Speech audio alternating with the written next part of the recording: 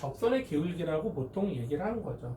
그런데 이 접선의 기울기를 토마스 영이라는 사람이 뭐라고 얘기한 거예요? 영계수 혹은 탄성계수라고 얘기한 거죠. 그래서 이 니콜은 라지 이 니콜은 시그마를 입시론으로 나눴다.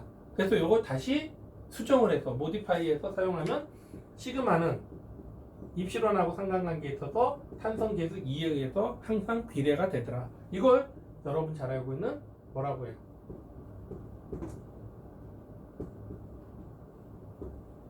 후크의 법칙이라고 얘기하는 거죠. 그래서 이제 일명 이걸 후크의 법칙 혹은 탄성 법칙이라고 얘기하는 거죠. 그러니까 탄성 법칙이라는 게 직선의 형태, 그러니까 리니어하다는 얘기죠. 1이라는 침을 주면 1만큼 변형이 일어났다면 2라는 침을 주면 2만큼 변형이 일어난다는 그런 의미로 여러분들 이해를 하시면 되는 거죠.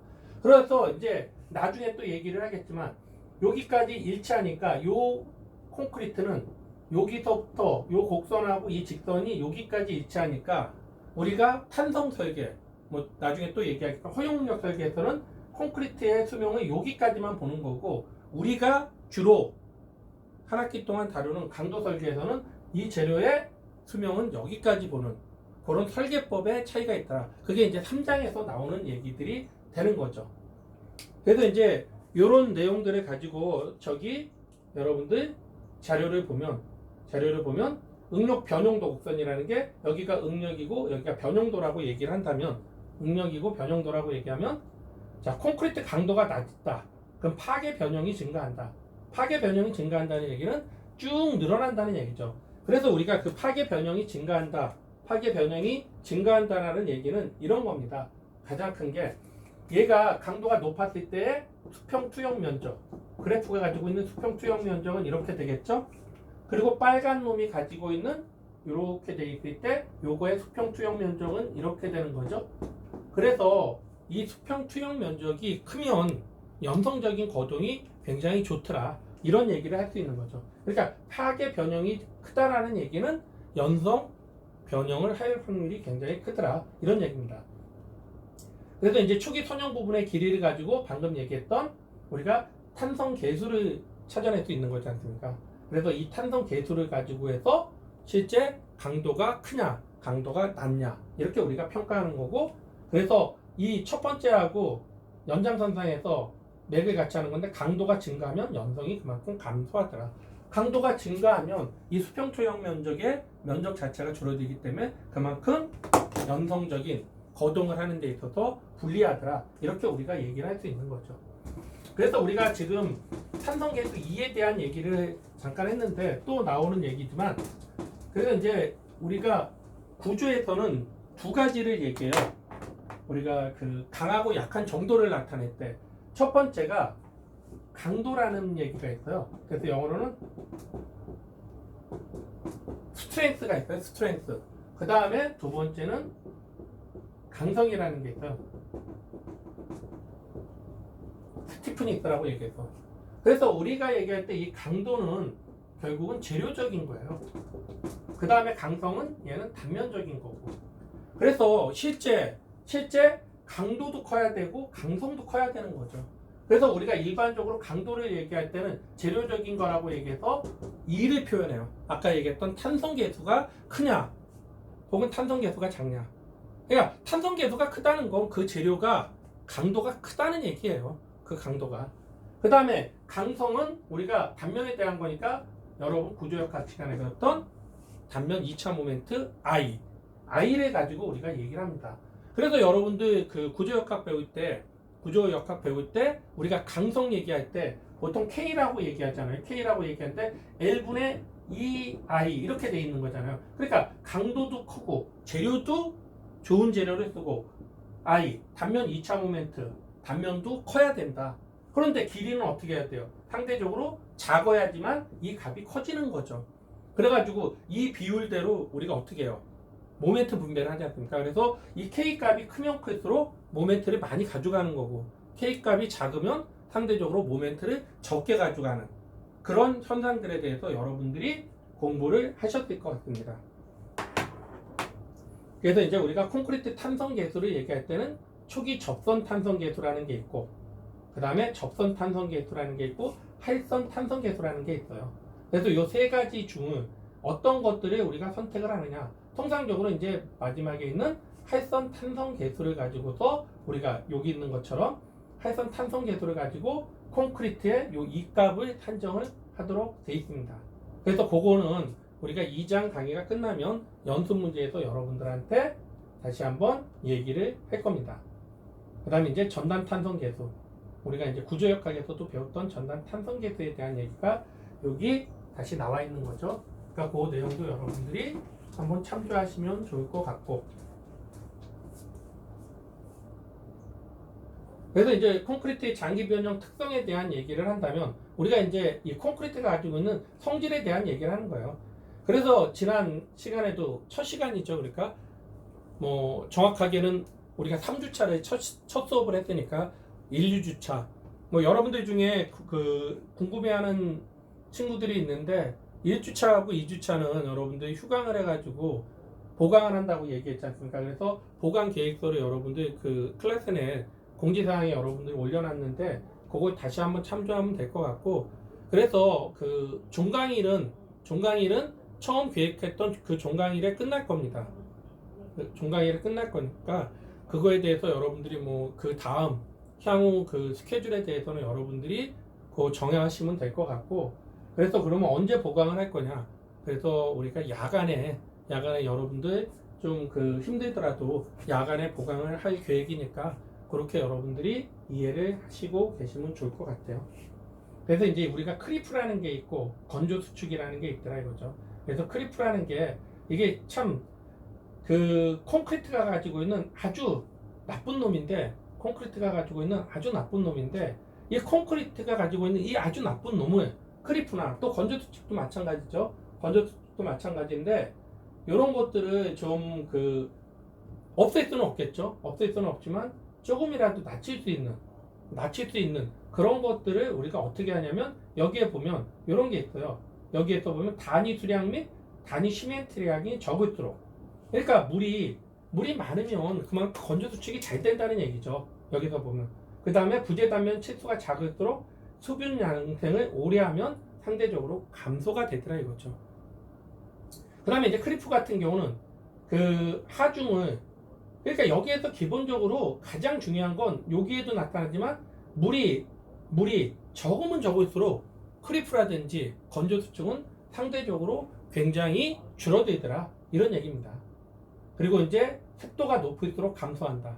그러니까 수분, 물을 좀 품고 있으면, 근데 이게 약간 이율배반적인 얘기가 될 수가 있어요. 물을 작게 하라는 얘기가 있고 여기에서는 수분, 물을 좀 품고 있으라는 얘기가 있는데, 뭐 우리가 어떻게 보면 적당이라는 말이 사실 굉장히 어려운 얘기지만 적당한 상태로 유지가 돼야 된다는 얘기죠. 그래서 지난 시간에도 잠깐 얘기했듯이 우리가 콘크리트를 타설하고 그 위에 양템포 같은 걸 깔고 충분하게 물을 뿌려줘 가지고 서서히 증발되고, 그 다음에 수분 상태가 좀 오랫도록 지속되는 그런 상태가 되면 크리프라든지 건조 수축이 상대적으로 조금씩은 줄어들더라 이런 얘기고, 그 다음 온도에 따라서 온도가 너무 급작스럽게 올라갔다 내려갔다 하면 얘가 늘어났다 줄어들었다, 그 선팽창 개수만큼 늘어났다 줄어들었다 하기 때문에 그런 부분에 있어서도 관리를 해줘야 된다는 얘기죠.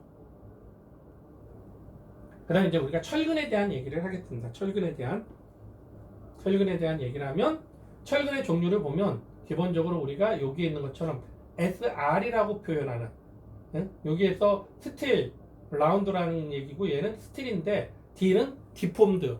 그래서 이제 이런 SR로 표현하는 건 원형 철근이라고 얘기하고 SD라고 표현하는 건 우리가 이형 철근이라고 우리가 얘기를 하고 있습니다. 그래서 이 원형 철근은 요즘으로 본다면 이 원형 철근은 거의 사용을 하지 않습니다. 원형 철근은 거의 사용하지 않고, 그 요즘에 대부분의 공사에서는 뭐 거의 제가 알기로도 제가 이렇게 그 실무를 한 게 한 30년 정도 되는데, 제가 88년에 여러분들 대학을 졸업했으니까 지금 2020년이니까 이 갭이 32년 정도 됐죠. 그러니까 뭐 대충 군대 갔다가 뭐 군대에서도 저는 공사장교를 했으니까 계속 있었겠지만, 그러니까 이 30년 동안, 대략 30년 동안 이 원형 철근은 실험실, 그러니까 우리가 이제 그 대학 실험실에서 사용하는 그런 거 외에 이 원형 철근을 본 적은 없습니다. 대부분 실제 공사에서는 다 이형 철근을 사용한다고 보시면 돼요. 그래서 여기에서 보면 SD240에서부터 SD700이라고 돼 있지 않습니까? 그랬을 때 요 240, 300, 350, 400, 500, 600, 700 요거는 다 뭐를 의미하냐면 바로 예를 들어서 SD400이다 이렇게 표현하면 요거의 이 철근의 항복 강도는 400 메가파스칼이다. 뭐 여러분 잘 알고 있듯이 메가파스칼은 뉴턴 퍼 밀리미터의 제곱이 되는 거죠.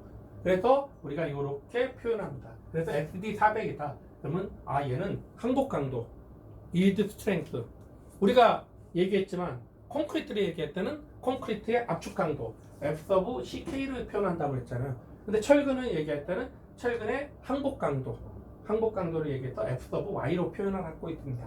그래서 이제 SD400이면 보통 400 메가파스칼. 그래서 그러면 이제 예를 들어서 가장 흔하게 쓰는 철근이에요. 이게 SD400이라는 게. 그러면 이제 이 400이라는 철근은 항복 강도가 400 메가파스칼이라고 얘기했잖아. 근데 이제 그럼 콘크리트는 가장 흔하게 쓰는 게 뭐냐? 24 메가파스칼짜리 콘크리트를 많이 활용합니다. 그럼 24하고 400이니까 기본적으로 10배 차이가 더 나는 거죠. 강도적인 측면에서. 그러니까 콘크리트에 비해서 철근은 그만큼 강도가 강하기 때문에 실제 우리가 콘크리트 단면을 보면 콘크리트 단면은 이만한데 거기에 들어가는 철근은 상대적으로 되게 적죠. 적은 이유가 이 콘크리트에 비해서 강도적인 측면에서 10배 이상이 되기 때문에 그런 차원에서 철근이 많이 들어가지 않는 그런 거라고 보시면 될 것 같아요. 그래서 이제 여러분들 여기에서 보면 강도에 따라서 이렇게 쭉 있는데 요즘은 240이나 300, 350은 거의 안 쓰고 400, 500, 600이 우리 현장에서 실제 실무에서는 가장 많이 쓰는데 그 중에서도 400하고 500이 현장에서는 가장 많이 활용됩니다. 그래서 통상적으로는 뭐 꼭 법적으로 그런 얘기는 없지만 이렇게 400짜리하고 500짜리는 그러면 어떤 때 많이 쓰느냐? 400짜리하고 어떤 때 많이 쓰냐면 요 400짜리 강도가 철근의 항복 강도가 400짜리는 슬래브나 벽체 같은 경우에 배근을 할 때 사용되는 철근이 주로 400짜리를 많이 쓰고 그 다음에 저 500짜리는 도나 기둥, 기초. 그러니까 상대적으로 슬래브나 벽체 같은 경우는 가는 철근을 써요. 보통 이제 10mm나 13mm짜리 철근을 쓰거든요. 직경이. 그런데 이제 기둥이나 기초나 보 이런 데는 통상적으로 19mm, 22mm 이런 철근들, 25mm 이런 철근들을 쓰기 때문에 그 굵은 철근은 가급적 적게 넣어주는 게 좋거든요. 왜 그러냐면 시공성, 콘크리트에 부어넣기가 유리하기 때문에. 그래서 통상적으로 가는 철근은 400 쓰고 그 다음에 굵은 철근들은 통상적으로 500 혹은 요즘은 600짜리도 많이 씁니다. 그래서 이제 현장에서는 저걸 어떻게 관리하냐면 그 우리가 이게 여러분들 철근이라고 얘기하면 철근 끝부분 있죠. 이 마구리라고 얘기할게요.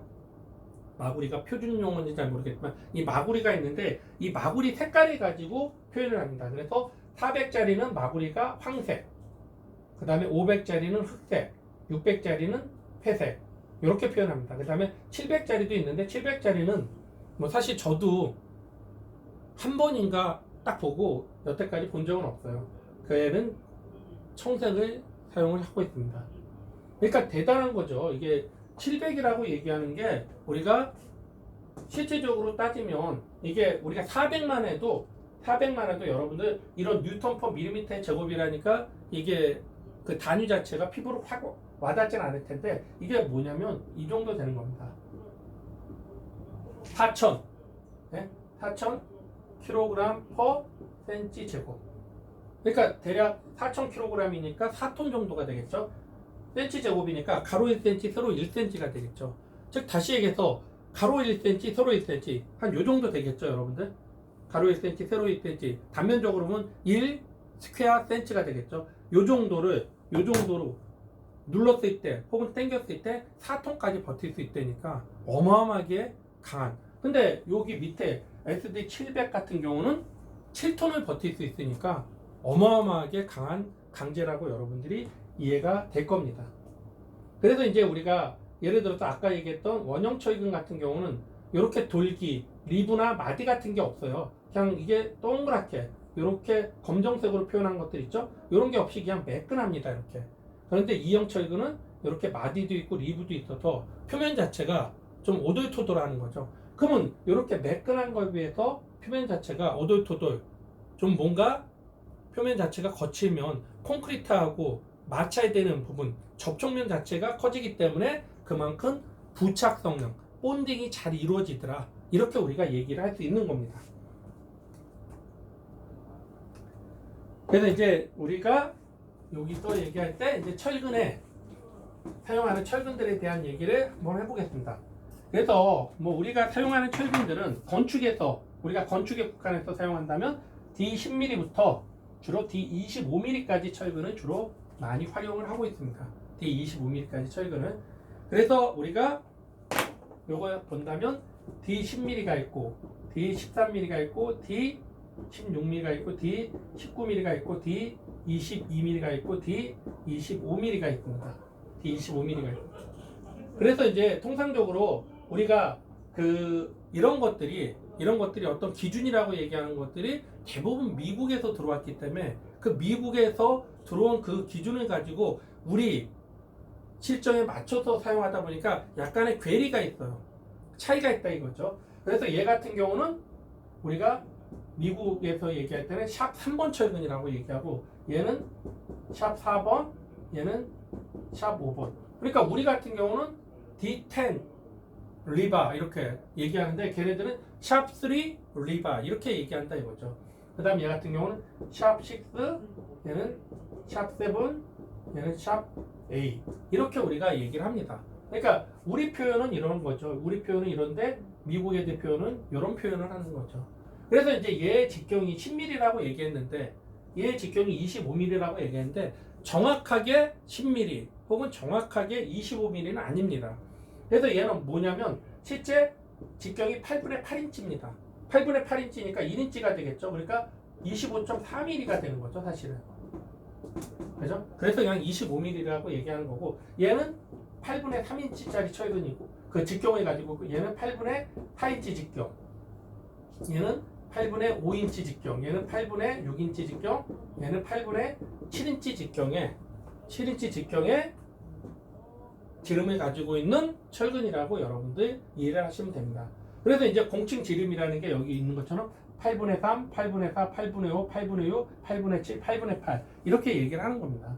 그래서 그거에 대한 단면적도 우리가 예를 들어서 25mm짜리다. 그러면 얘가 4분의 파이 D의 제곱이니까 25의 제곱하면 이게 단면적이 되겠죠. 단면적이 되는데 이 단면적이 우리가 예를 들어서 25mm 철근 한 개의 단면적이 506.7 스퀘어 밀리미터라고 얘기하면 이렇게 해서는 나오지가 않는 거고 얘는 어떻게 하냐면 4분의 파이의 25.4의 제곱 이렇게 하지만 506.7 스퀘어 밀리미터가 나옵니다. 그러니까 이제 우리하고는 약간 괴리가 있는 거죠. 왜 그러냐면 이제 미국에서 들어온 그 기준을 준해서 따라가기 위해서 어쩔 수 없이 하는 거죠.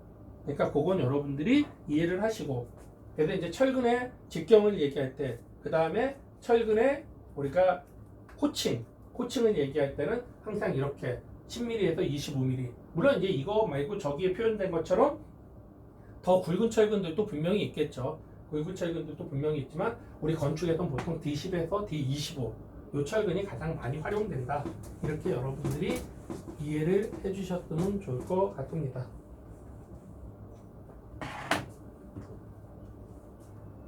그 다음에 이제 철근의 챕터 2에서의 뭐 마지막이 되겠죠. 마지막 장이 되는데 철근에서 우리가 응력하고 아까 콘크리트 같은 경우는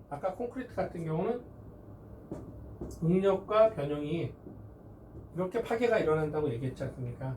그런데 철근은 그런 형상이 되는 것은 아니고 그런 형상. 그래서 아까 우리가 얘기했을 때 여기 최고 정점이 콘크리트의 28일 압축 강도가 된다고 여러분들한테 얘기를 드렸었죠. 그런데 이제 철근 같은 경우는 이런 응력과 스트레스하고 스트레스의 상관관계가 우리가 이렇게 된다고 보통 알려져 있는데, 이렇게 된다고 알려져 있는데, 우리가 얘 같은 경우는 쭉 이렇게 여기 있는 것처럼 프로포셔널 리밋이라고 해서 비례 한계가 있고 엘라스틱 리밋이라고 해서 탄성 한계가 있어서 여기에 먼저 정점을 하나 어퍼 일드 포인트라고 해서 상항복점이라고 얘기를 하는 거고, 그 다음에 얘가 이렇게 쭉 올라갔다가 내려오면서 저 부분이 어떻게 되냐면 이렇게 됩니다. 뭐 물론 이제 그렇게 이론적인 얘기입니다. 사실은 저런 커브가 나오기는 사실은 어렵지만, 그렇게 이론적이지만 응력과 변형이라고 얘기하면 얘가 쭉 이렇게 해서 이렇게 파괴가 된다고 보는 거죠. 그래서 이제 여기가 방금 얘기했던 프로포셔널 리밋이 되고, 여기가 엘라스틱 리밋이 되는 거고, 여기가 이제 상항복점이 되고, 여기가 이제 하항복점이 되는 거죠. 여기에서 얘기하는 로우 일드 포인트라고 되어 있는, 그 다음에 여기가 수평으로 거의 가는 데가 루더라는 사람이 요 구간을 발견했다고 해서 저 부분을 루더스 라인 혹은 루더스 밴드라고 얘기합니다. 여기를. 그 다음에 이제 얘가 다시 쭉 늘어났다가 이렇게 파괴가 되는 그런 상관관계를 가지고 있습니다. 그래서 이제 그런 상관관계를 가지고 있는데, 그러면 우리가 아까도 얘기했듯이 그 그림을 다시 한번 그리면 이렇게 그렸을 때 콘크리트가 이렇게 된다고 그러면 여기가 F of CK라고 얘기했지 않습니까? F of CK라고 얘기했는데, 철근은 항복 강도가 대체적으로 한 요 정도입니다. 요 정도가 F of Y라는, 그러니까 여기서부터 실제 여기까지, 그러니까 여기서부터 여기까지 거리가 굉장한 거죠. 그러면 콘크리트는 여기에 도달했을 때 얘는 수명이 끝난다고 보면, 철근은 여기에 도달하면 수명이 끝난다고 보니까 철근의 여유가 어마어마하게 많은 거죠. 콘크리트의 여유는 상대적으로 되게 작은 데 비해서. 그래서 실제 여러분들한테 얘기할 때 콘크리트가 먼저 파괴되느냐 철근이 먼저 파괴되느냐, 우리가 파괴가 실제 파괴가 아니라고 얘기했죠. 그러면 철근이 먼저 파괴가 된다고 보면 콘크리트는 아직 여력이 있는 거지 않습니까? 근데 철근이 파괴가 된다고 하더라도 실제 파괴가 되는 그런 구간 자체는 상당한 시간적인 여유가 있기 때문에 우리가 철근이 먼저 파괴가 일어난다고 그렇게 또 유도를 해서 설계를 하는 이유가 바로 거기에 있는 겁니다. 그래서 이제 우리가 이런 커브를 보면 기본적으로 네 가지 단계가 있다고 보는 거예요. 엘라스틱 레인지, 탄성 범주라는 게 있고, 플라스틱 레인지, 소송 범주라는 게 있고, 스트레인 하드닝, 뭐 우리말로 얘기하면 뭐 변형 경화, 뭐 경화라는 게 이제 좀 뭐 이렇게 딱딱하게 된다는 의미죠. 그 다음에 페일유 레인지, 말 그대로 이제 파괴가 일어나는. 그래서 이제 여기에 보면 여러분들 뭐 네킹이라고 해서 최고 강도에서 하나는 점선으로 해서 트루가 돼 있고 하나는 이렇게 떨어지는 엔지니어링이라고 돼 있잖아요. 근데 이제 이 트루하고 엔지니어링의 차이는, 트루는 이제 실제 상황이겠죠. 실제 커브는 이렇게 된다는 얘기죠. 그런데 엔지니어링은 여기처럼 이렇게 떨어진다는 의미로 표현을 하는데, 이 차이는 바로 우리가 철근이라고 생각하면 얘를 이렇게 당기면 얘가 요 당겨지는 부분 자체의 단면적이 늘어나면서 줄어들겠죠.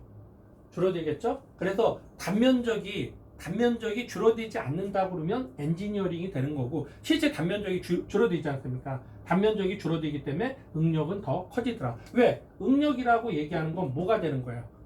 하중을 뭐로 나누는 거야? 단면적으로 나누는 거지 않습니까? 그러니까 이 단면적이 일정하다고 보면 요 엔지니어링 형태가 되지만, 얘가 작아지지 않습니까? 늘어나면서 그 부분이 작아지니까 이 값은 어떻게 돼요? 더 올라갈 수밖에 없겠죠. 더 올라가는 그런 현상을 띠고 있겠더라. 그래서 그런 차이가 있는 겁니다. 트루하고 엔지니어링은. 그 다음에 아까 제가 이게 마지막이라 했는데 한 장 더 있네요. 응? 없네요. 자, 그래서 이 장에 대한 얘기는 여기까지 하고, 여러분들이 그 교재를 한번 보시면, 여러분들 책에, 저도 책을 보면서 할게요. 미안한데, 책을 보면 그 우리가 51페이지부터 연습 문제가 있는데, 여러분들이 보실 거는 53페이지에 있는 심화 문제를 한번 보시면, 그 심화 문제 1번,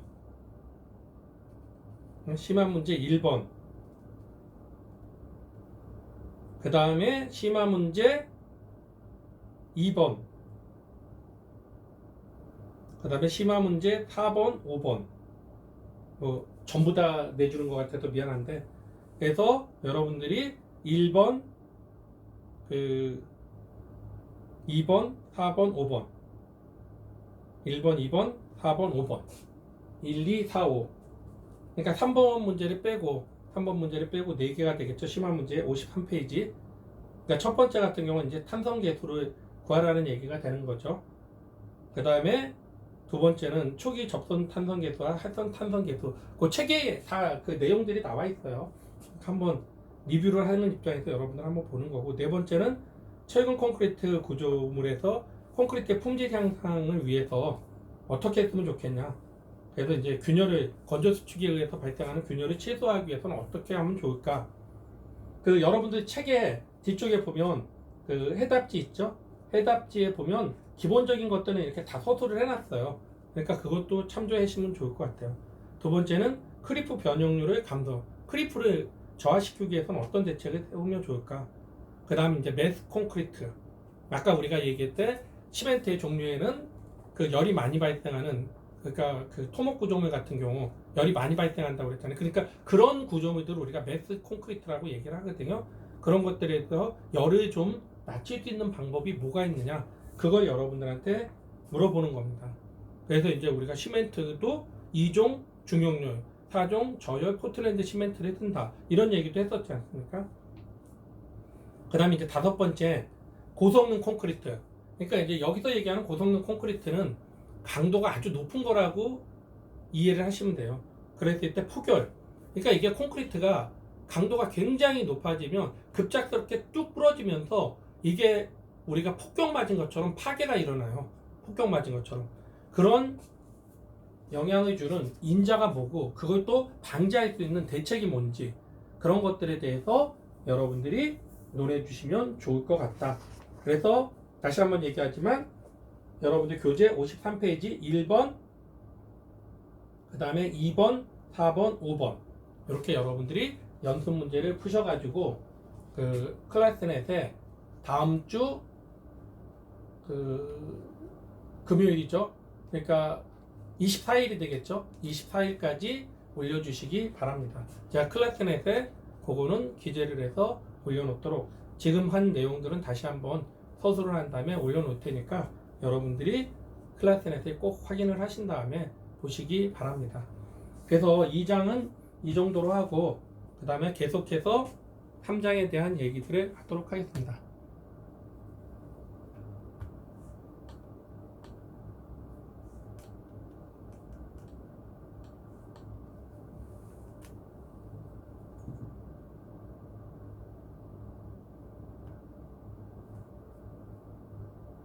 잠깐만요. 그래서 이제 3장에 대해서는 설계학중 및 하중 조합에 대한 얘기를 하도록 하겠습니다. 그래서 이제 우리가 설계학중이라는 거, 강도 설계법이라는 걸 우리가 한다고 얘기 드렸지 않습니까? 강도 설계법에서는 하중을 그러면 어떻게 산정을 하는 거고, 그거에 대해서 어떻게 컨비네이션을 할 거냐, 그거에 대한 얘기가 주로 나올 거고, 그 다음 여기에서는 우리가 이제 설계하중에 대한 얘기가 거기 있겠죠. 그 다음에 이제 구조 해석법이 아까 얘기했던 허용력도 설계법이라는 게 있고 강도 설계법이라는 게 있는데, 그게 무슨 차이를 갖고 있느냐, 그거에 대한 얘기를 할 겁니다. 그리고 이제 전반적으로 간편하게 구조 설계에 적용할 수 있는 것들을 어떻게 우리가 적용할 수 있는지, 그런 것들에 대한 얘기들을 할 테니까 여러분들 계속해서 잘 경청해 주시면 감사할 것 같아요. 그래서 첫 번째, 우리가 구조 설계의 순서부터 다시 한번 하도록 하겠습니다. 그래서 이제 우리가 구조 설계의 순서, 전체적인 이제 플로우 차트는 이런 과정을 통해 가지고 우리가 설계를 한다고 보시면 될 것 같습니다. 그래서 이제 구조 형태를 선정하고, 근데 그 구조 형태 선정할 때는 이런 것들을 고려해서 해야 되겠죠. 뭐 가장 구조적인 측면에서 보면 안전성이겠죠. 뭐 여기에서 안전이라고 얘기하는 건 뭐 세프티라고 얘기하는데, 사실은 구조물에서 안전성이라는 건 사실은 안정성에 해당되는 것, 스테빌리티에 해당된다고 보시는 게 좀 더 그 확실한 접근이 아닐까 하는 생각도 들어요. 그 다음 경제적이어야 되고 의장성, 아름다워야 되겠죠. 근데 이제 뭐 우리가 가장 지금 여러분들이 가장 관심 있는 건 사실은 이게 아니고 이것도 아니고 이거죠. 아름다워야죠. 설계라는 입장에서는 아름다워야지 여러분들 좋은 평가를, 또 학생 신문에서는 좋은 평가를 받는 거죠. 또 반대로 얘기하면 지금 아니면 여러분들이 여러분 스스로 이렇게 자유롭게, 어떻게 보면 사고가 이렇게 국한되지 않고, 이제 저 같은 사람은 여러분들 사고가 굉장히 국한이 돼 있어서, 매몰돼 있어서 뭔가 이렇게 창작품을 만들어낼 때 굉장히 어려움이 많겠죠. 어려움이. 근데 이제 여러분들은 상대적으로 그런 거에 대한 제한이 없기 때문에 좀 자유자재한 그 디자인안이 나오니까 여러분들이 가장 좋은 그런 디자인안을 만들어낼 수 있다고 보면 될 것 같아요. 그러니까 그래서 이제 구조 형태를 선정하고 설계 하중을 계산한다. 그러니까 우리가 이제 뭐 설계 하중을 계산한다는 건 뭐냐면, 뭐 예를 들어서 강의실이다, 뭐 도서관의 서고다, 이런 것들이 다 정해진다면 거기에는 우리가 강의실은 뭐 여러분들 머릿속으로 한번 상상해 보세요. 강의실은 기본적으로 뭐 여러분이 앉아 있는 책상하고 의자 정도잖아요. 책상하고 의자 정도인데 우리가 도서관에 서고라면 거기에는 뭔가 책이 많이 쌓여 있을 거 아닙니까? 그러면 강의실보다는 도서관의 서고가 훨씬 튼튼하게 져줘야지만 그런 서고, 책의 무게를 잘 견딜 수가 있겠죠. 그래서 그런 하중들을 다 계산을 해줘야 된다는 얘기가 되는 거죠. 그 다음에 이제 부재 응력과 수요 강도를 계산하는데, 여기서 이제 사용 하중이라는 게 있고 개수 하중에 대한 얘기가 나오는데, 사용 하중이라는 게 뭐냐면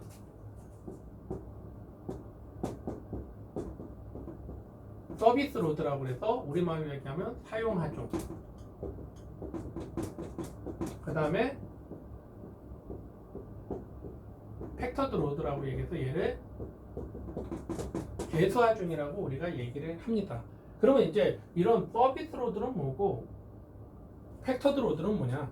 그러니까 말 그대로 서비스 로드는 사용 하중이라고 얘기해서 실제 하중입니다. 실제 하중. 그리고 팩터드 로드는 뭔가 하중 자체를 좀 더 이렇게 부풀려 놓은 거예요. 부풀려 놓은 거. 그래서 뭐 결론적으로 얘기하면, 조금 이따도 얘기하겠지만, 우리가 보통 데드로드라는 게 있잖아요. 데드로드라고 해서 우리가 고정하중이라고 보통 얘기하죠. 그 다음에 라이브로드라는 게 있죠. 활하중이라고 보통 얘기하죠. 그래서 고정하중은 보통 우리가 D라고 얘기하고, 활하중은 보통 라지 L이라고 보통 표현을 합니다. 그러면 이제 우리가 하중을 얘기할 때 W를 보통 많이 쓰거든요. 그래서 W 서브 S, 그래서 요 S를 쓴 겁니다. 그 다음에 여기에서는 W 서브 F 혹은 W 서브 U 이렇게 씁니다. 이런 것들을 우리가 개수하중이라고 얘기하거든요. 그러면 얘는 사용하중이라고 얘기하는 건 순수하게 데드로드 플러스 그냥 라이브로드만 하면 되는 거예요. 그런데 개수하중은 뭐냐? 데드로드에다 1.2배하고 라이브로드에다 1.6배를 한. 그러니까 얘에 비해서 얘는 하중이 아까 얘기한 것처럼 뭔가 부풀려져 있는 거죠. 뻥튀기를 해놓은 거죠. 뻥튀기를 해놓은 겁니다. 그래서 이런 관련된 내용은 다시 뒤에서 또 다시 얘기를 할 테니까 지금은 이 정도만 여러분이 이해를 하고 계시면 좋을 것 같아요. 그 다음에 이제 이런 하중 조합이라는 게 이런 거죠. 얘하고 얘를 더하고, 여기는 이제 순수하게 데드로드하고 라이브로드만 더했지만 실제 지진이 왔다, 바람이 분다, 이런 것들에 대한 고려도 해야 되겠죠. 그러니까 그런 것들을 어떻게 조합을 할 거냐. 물론 이제 여러분들한테 그 조합하는 방법에 대해서까지 다 얘기하지는 않을 겁니다. 근데 기본적인 것만 여러분들한테 의미 전달을 할 거니까 그렇게 아시면 될 것 같아요. 그래서 이제 우리가 여기에서 보면 이 설계법이라는 게 허용응력도 설계법이라는 게 있고 강도 설계법이라는 게 있어서, 허용응력도 설계법에서는 요걸 만족해줘야 되고 강도 설계법에서는 요 사항을 만족을 해주면 되겠더라. 요것도 이제 뒤에서 다 우리가 얘기를 할 겁니다. 그 다음에 구조 성능을 검토해서 우리가 응력이라고 얘기하는 모멘트 응력, 전단 응력, 축응력, 이런 것들에 대해서 다 만족이 돼야 되고, 또 뒤에 보면 사용성이라는 게 있지 않습니까? 처짐, 진동, 이런 것들에 대해서도 만족이 돼야 되더라. 그래서 이런 것들이 다 만족이 되면 최종적으로 우리가 구조물 설계가 완료가 됐다. 이렇게 보는 거죠. 그러니까 이런 과정을 겪는 겁니다. 그래서 이제 혹자들은 우리가 구조 설계라고 여기에 돼 있지 않습니까? 스트럭처 디자인이라고 돼 있는데 이걸 구조 계산이라고 얘기하는 사람들이 많아요. 근데 구조 계산을 하는 건 컴퓨터가 단순 작업을 해주는 거고 실제 우리가 가장 중요한 게 이렇게 시스템 결정하고 하중을 산정하는 이런 과정이 가장 중요하다고 볼 수 있는 거죠. 그러니까 결국은 구조 디자이너, 구조 설계자가 이 과정을 얼마나 잘하느냐에 따라서 이 뒷부분이 경제적으로 되느냐. 그러니까 구조의 가장 포커스는 안전이지만 거기에 플러스는 경제성입니다. 그러니까 의장적인 거는 이제 디자인 측면에서 이제 접근을 하는 거니까 그거는 약간 좀 동떨어진 얘기라고 얘기한다면 가장 중요한 건 결국 안전성하고 경제성이 제일 중요한 요소라고 본다면 실제 이런 것들을 통해 가지고 구조 디자인을 한다고 보시면 될 것 같아요. 뭐 여러분들 잘 알고 있는 요즘 가장 뭐 각광받는 건축가 중에 한 사람이 세테하고 깔라토르바 아닙니까? 깔라토르바는 실제 디자인도 잘하지만 공학적인 지식도 굉장히 많은 사람 아닙니까? 뭐 여러분 아시다시피 원래 깔라토르바는 그 미술을 공부하고 싶어 했던 사람이죠. 미술을 공부하고 싶었던 사람인데 실제 이제 부모님들의 반대에 부딪혀서 실제 대학에서 기계공학을 전공한 거죠. 기계공학을 공학을 전공한 거죠. 그래서 이제 공학 쪽에서도 뭐 우리가 건축에서도 공학이 있지만 사실 건축에서의 공학보다는 기계공학 쪽이 공학을 따진다면 훨씬 더 수준이 좀 더 높다고 우리가 얘기할 수 있는 거죠. 그래가지고 이제 기계공학을 공부하고 근데 이 사람은 본인 스스로가 그런 어떤 디자인적인 그런 갈망 이런 것들이 컸기 때문에 또다시 공부를 해서 이제 건축 관련한 공부를 다시 한 거죠. 디자인 공부를. 그래서 실제 이 깔라토르바는 그 디자인적인 측면, 의장적인 측면과 공학적인 측면 이걸 다 여러분들 흡수할 수 있는 뭐 예를 들어서 시카고에 있는 뭐 시카고 스파이어라든지 뭐 그런 것들 그 다음에 이제 그 스웨덴 말모에 있는 터닝 토로소라든지 그런 것들을 실제 디자인하고 그것도 구조로 다 해결을 해준 그런 위대한 건축가 중에 한 사람이라고 볼 수 있는 거죠. 그래서 이제 우리가 설계하중에 대한 얘기를 잠깐 하면 설계하중에 대해서 우리가 얘기할 때 아까는 이제 우리가 고정하중하고 활하중에 대한 얘기를 했죠. 아마 여러분들 구조 역학 시간에도 한 번쯤은 여러분들이 하지 않았나 하는 생각은 들어요. 그래서 이제 고정하중 그래서 이제 뭐 영어로는 데드로드라고 해서 죽은 하중이다. 활하중, 움직이는 하중이다. 이렇게 우리가 얘기할 수 있는 거고. 그래서 이제 이런 고정하중하고 활하중은 오랫동안 우리가 예를 들어서 지금 제가 계신 데가 잘 여러분들이 보일지 모르지만 뭐 예를 들어서 바닥이나 천정 이런 데는 딱 고정이 돼 있는 거지 않습니까? 말 그대로 움직이지 않는 거지 않습니까? 그런데 전화 아니면 이런 책상 이런 뭐 보드판 이런 것들은 필요에 따라서 움직이기가 생각보다는 간편한 거 아닙니까? 그랬을 때 이런 것들을 우리가 라이브 로드라고 하고 말 그대로 이 고정화 중에서는 제일 중요한 포션을 차지하는 게 셀프 웨이트 자중이에 해당되겠죠. 건물의 자중이 가장 중요한 요소가 되고 그 다음에 이제 단기 하중이라고 해서 쇼텀 짧게 하중이 작용하는 거. 즉 다시 얘기해서 장기 하중이라는 건 지금 제가 있는 여기 사무실 같은 경우 이 천정이나 바닥 이런 것들이 한순간에 변화가 있지는 않겠죠. 오랫동안 지속이 되겠죠, 사실은. 그런 거에 비해서 적설하중이나 풍하중이나 지진하중 이런 것들은 잠깐 왔다가 사라지는 것들 아닙니까? 뭐 예를 들어서 눈이 뭐 1년 내내 쌓여있는 뭐 우리가 그런 경우는 없지 않습니까? 우리나라에서 예를 들면 바람, 풍하중 1년 내내 뭐 굉장히 강한 바람이 부는 건 아니지 않습니까?